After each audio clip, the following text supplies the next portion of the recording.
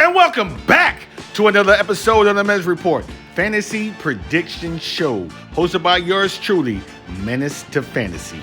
Let's go.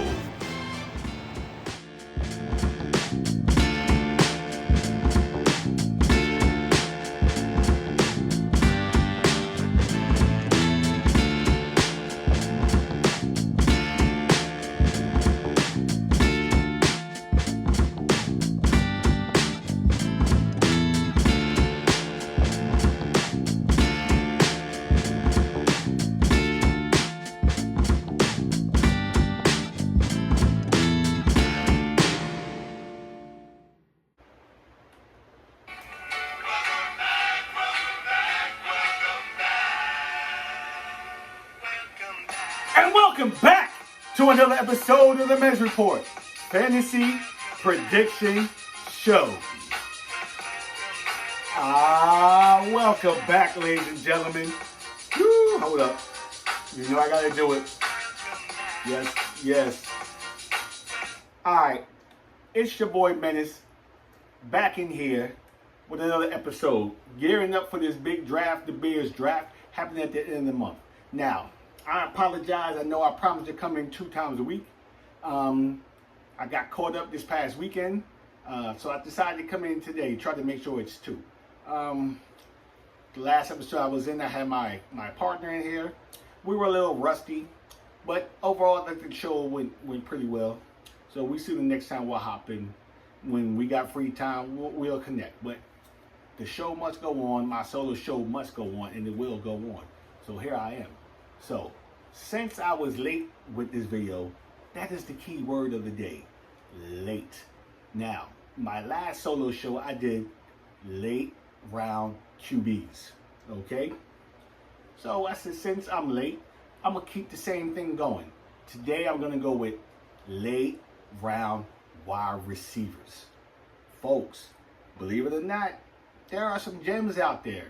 Now, I'm not saying they're gonna produce numbers like a Chase or Amon St. Brown or Justin Jefferson. I'm not saying that. But these late round targets could be a valuable asset to any team that decides to draft them. They could be a bye week filler. They could be an injury replacement. Or they could be a steady, every week starter in your flex. Yes, they have flex appeal. Very strong flex appeal. Especially 2 of them. One of them you might disagree with me, but 2 of them they definitely have flex appeal. So let me get this started. No, before I even get started, just been some injuries, and one of the young men I'm going to be talking about, his name popped up. It's a lot of soft tissue injuries going around. Relax, don't panic. They have professional staff, and the same thing with the San Fran. I know they keep on talking about the substation right next to their practice field. Jokers getting hurt. No, I don't think that's it. The San Francisco 49ers have an older roster. That's why, these guys are getting these little soft tissue injuries, nicks and bumps all over. They're older. It's an older roster, the 49ers, okay? They'll be fine if they, load management, as they say in the NBA, they'll be fine. The 49ers will be fine. All right, so let's get this started. I got that out the air. We'll start with my first late round wide receiver. Now, this name definitely is going to be called Saturday, August 29th. He might not even last long. He might go early, like 7th or 8th round, because he definitely has appeal. I'm talking about the young man that's up in Indianapolis Colts, Josh Downs. Now, Josh Downs profiles as a high floor, value PPR pick. Wow. He might not have the same week win the ceiling as some other vertical threats, all right? But he gets consistent targets. And he makes him an ideal piece for your team to just overall destabilize your team. Like I said, he has strong flex appeal. There's the reason why I'm saying he has strong flex appeal. Alex Pierce is going to be taking the defense down the field. This man's going to be roaming the middle or a little short intermediate routes. Your starting quarterback is coming back from a major injury, Achilles injuries. Daniel, we're not going to see a lot of running out of Daniel Jones this season. I think he wants the ball out of his hands quick. So Josh Downs And Tyler Warner is going to get targeted. I'm not saying he's not going to try to stretch the field, but I think he's going to be looking at Josh a whole lot this season. Okay? Now, Josh Downs is the safest late round PPR pick in my opinion. He should go late, but like I said, this is Bears. We have some GMs that are not traditional with their picks, and they're unorthodox. Sometimes I'm unorthodox too, but we have some other ones that are really, really unorthodox. So he might go earlier. Now, his game is built off of route running, okay? Separation and consistent target volume. And we know he gets that volume. It's proven already. He didn't play every snap last season. He played sparingly, but he got targeted, all right? This year, he should be on the field a whole heck of a lot, okay? Pittman is gone. You got Pierce, okay? You got Warren. Who's the other wide receiver? This boy's going to be on the field, all right? In PPR, Josh Downs is a machine in the slot. He's unbelievable at coming in the slot. If you draft this man, he's reliable, okay? Weekly for 5 to 7 receptions every week if he goes. 5 to 7. That's dope. I'm not saying no TDs might, but the receptions will be there. He is QB friendly. Like I said, Daniel Jones come back. He wants the ball out of his hands quickly. He's a reliable target. Josh Downs does have big play capability. He could turn that quick slant to a 70-yard TD. Don't get it twisted now. He does have big play ability, okay? I love this man because he has low draft cost, but steady production, okay? If you get this man late, you know you have steady production. You can put him in a flex, or you can just use him to buy a week filler or injury replacement, okay? What they're projecting this young man to finish the season: 85 receptions, 1K total yards, 6 to 8 TDs. Now that is great production coming out of your flex. All right. So Josh Downs, late round target, very valuable. If you can get this man at a cheap price, he is nothing but an asset to your bench. More than likely, he can start for you. All right. Let's move to the next late round wide receiver, that transition. Now this is the man I said that 2 of them could start weekly in the flex. This man, I don't see him starting weekly, but you never know. I like this young man.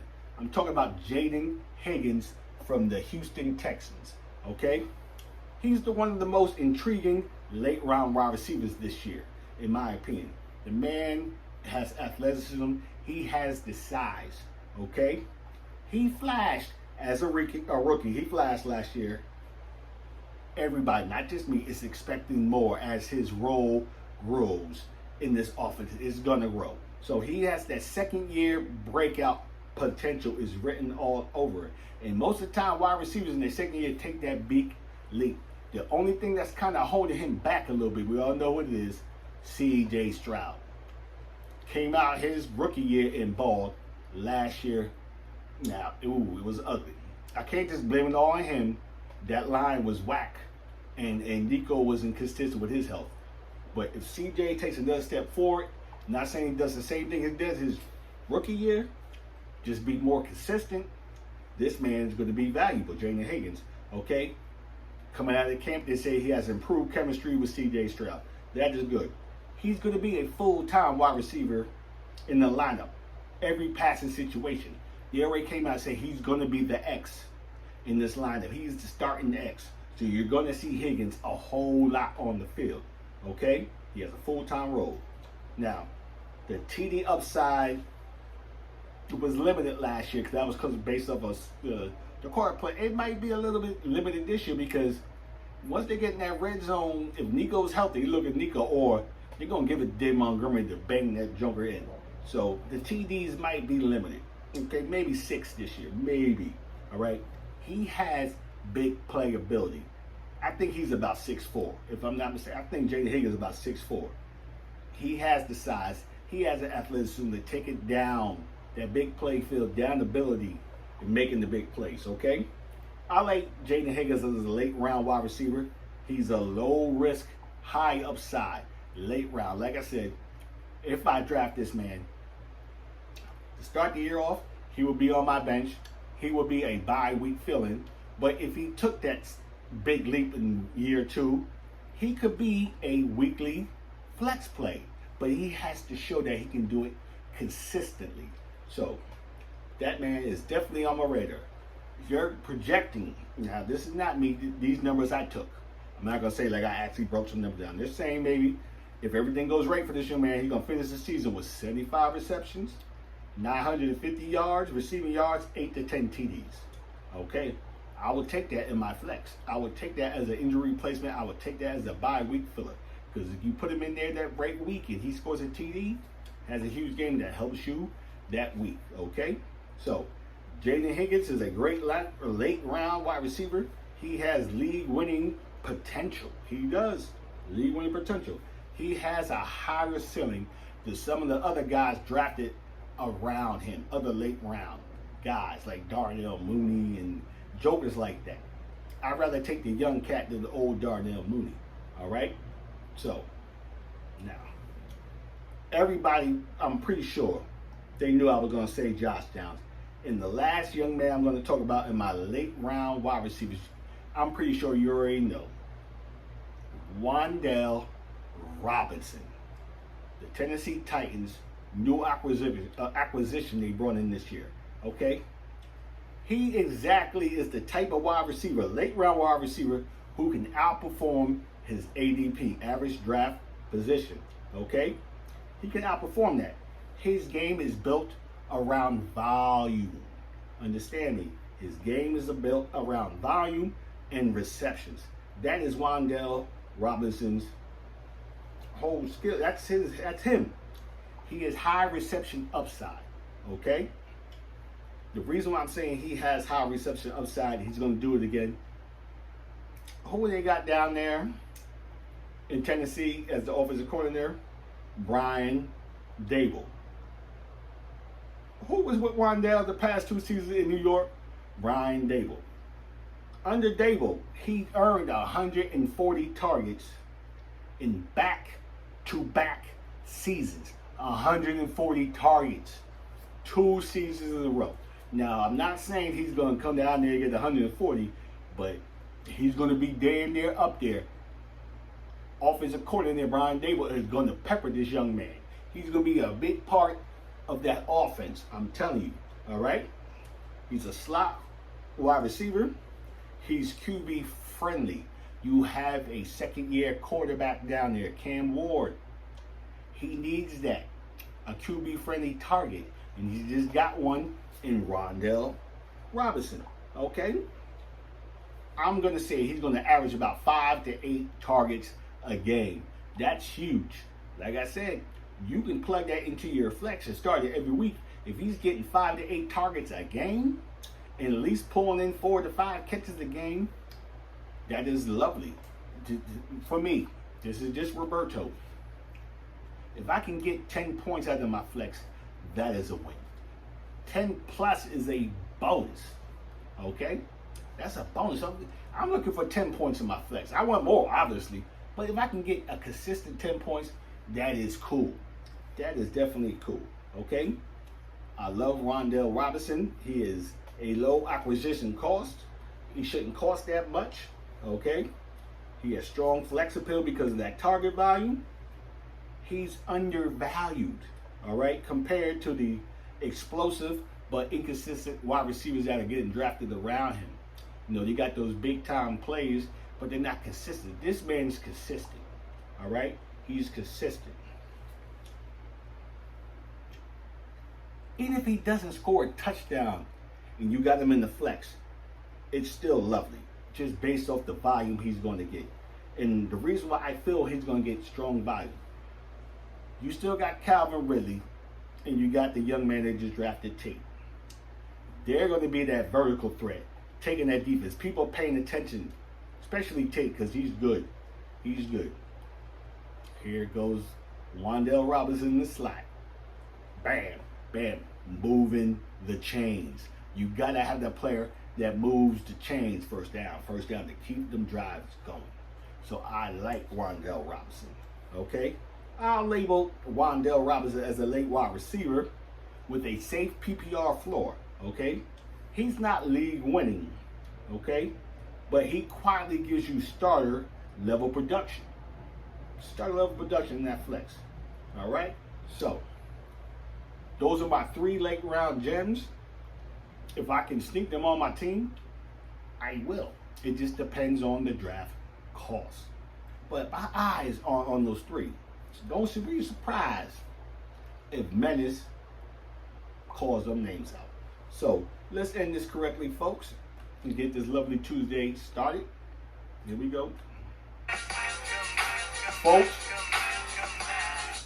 August 23rd, the Bears keepers are due.